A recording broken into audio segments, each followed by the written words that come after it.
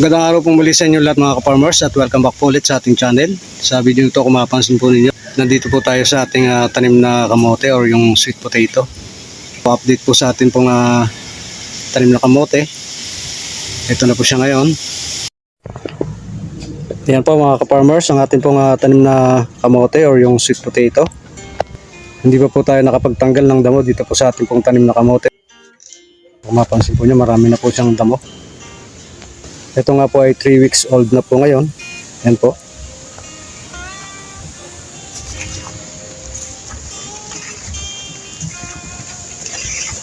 Maganda naman po yung kanila pong mga dahon. Green na green po yung dahon po nila. Yan po. Kanya lang po ay madamo po sila. Tatanggalan pa po natin ng damo. At ito nga po palang cuttings na ginamit po natin dito ay dito po galing. Na ito nga pong ating pinagkuhanan ng cuttings na naalala po ninyo sa nakaraang video ko po na kumukuha po tayo ng cuttings po rito sa ating pong mother plant na kamote or yung sweet potato. Ito po ay 3 months old na po ngayon ang ating mother plant ng kamote. Tingnan po natin mga farmers kung may laman na po itong ating mother plant na 3 months old na nga po ito. Ito nga po yung ating mother plant, ang ating pong kamote or yung sweet potato. Titingnan po natin kung may laman na nga po sila. Ayan po. Tingnan po natin.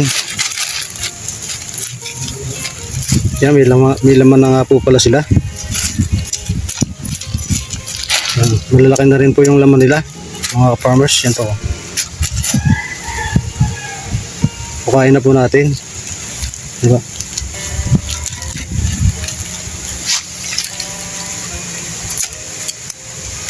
May mga laman na rin po sila, mga farmers. Yan po.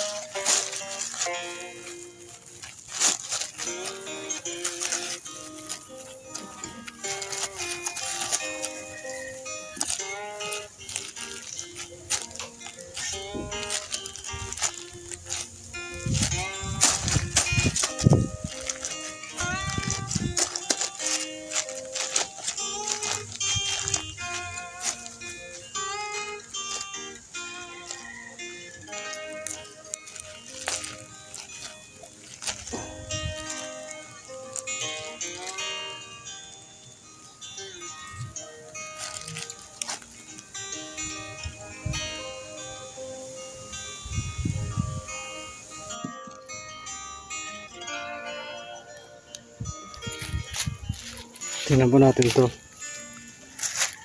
Isang puno. Tingnan po natin to. Meron din po ito. Oh. Ayan, dyan natin makamay.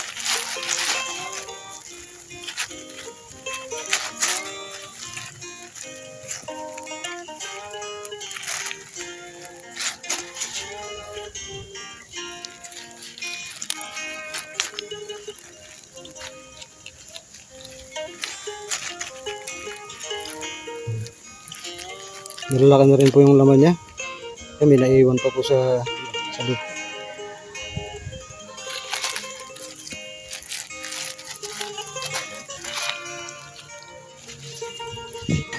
Yan po mga farmers, may laman na nga po pala yung atin pong kamote na 3 months old. Pero hindi pa po natin sila huhukain lahat. Palalaki-lakihin pa po natin yung iba pong mga laman po nila. Tayo po ay kumuha lang ng atin pong may lalaga at tiningnan tuloy rin po natin kung sila nga ay may laman na nga po. At yan nga po mga ka-farmers, may laman na nga po pala sila.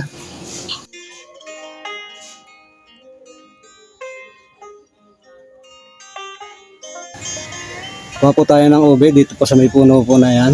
Yan po. Yan, meron po kaming tanim na ube po dito. Pwede na pong hukayin. Meron na po tayong pwedeng makuha. Ito po. Yan po. Kung mapansin po nyo, may nakalitaw na laman. Yan po. Sarap po yan na isang cup sa atin pong gagawin kakanin. Yan po. Kuha po tayo. O, ganyan lang po.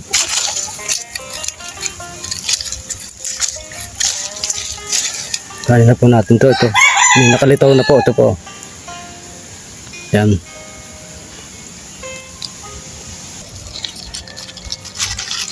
May nakuha po tayo. Ito po. Dalawa.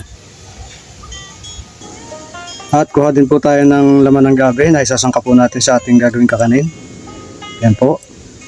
Ito pong aming tanim na gabi po na ito ay pwede pong gulayin yung katawan niya. At yun naman pong laman niya ay pwede po nating isangkap sa ating pong mga ginagawang kakanin. Yan po, kuha po tayo. Ito may malaking laman po dito. Ayan, bubunutin lang po natin ganyan. Marami pong laman niya sa ilalim. Malaki po yung laman niya. Tatanggalin lang po natin yung maliliit at ibabalik po natin dyan para sumibol po ulit. So yung ganito pong maliliit na ganito, yan, tatanggalin po natin. Babalik lang po natin ganyan. Kukuhanin lang po natin itong malaki po na to. Yan. So, babalik po natin para tumubo po ulit sila. Yan.